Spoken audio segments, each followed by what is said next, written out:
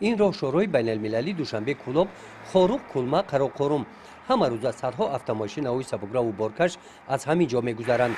با همین واسطه هزارها مسافران داخلی و خارج کشور از منظره های طبیعتی زیبا و رنگین، موضع های دلربا و زیبا منظر کشوری بیشتاسویمان تماشا کرده غذای معنوی میگیرند.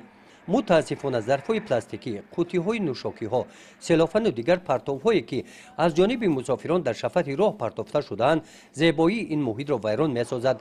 با مقصد تازگی محیط شفت شاهراه روز یکشنبه در ناحیه واسه اکسیای تازگی شاهراه گذرانیده شد. باید هر یک انسان عقل خودشکار بفرماید برای تازه نگاه داشتن محیط زیست یکون چاره بینه به اساس هر افلاسی و هر کاغذ و مثلا کالا و هر چی رو در خط راه نپرته.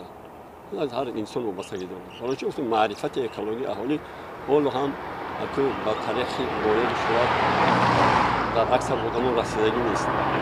برای همین هر سال هر 5 ساله از طرف حکومت جمهوری ترکیه یک قطار برنامه‌های دولتی اکولوژی مورد عمل قرار داده شده است که با این مقصد که مثلا اهالی ما معرفتش بلند شود. در این چورابینی نمایندگان همه تشکیلات و مؤسسه‌های ناحیه اشتراک ورزیدند.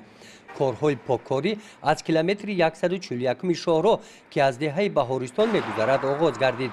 اشتراکچیان عکس‌های تازگی شاهراه همین طرف تا درآمدگاه دهه گلستان پرتوهای در شاهراه خوابیده را جمع‌آوری نموده در گوشه معین شده به ضرر گردانیدند. در این روز با کمک حشرچیان راهرو و گلگشت‌های چمنستانی موضع واخوری واقع در شفت شاهراه به خیال‌ها ملایم کرده شده گل‌های صدبرگ شنانیده شدند. همچنین در چمنستان و به خیال‌ها پاروهای محلی کشانیده شد.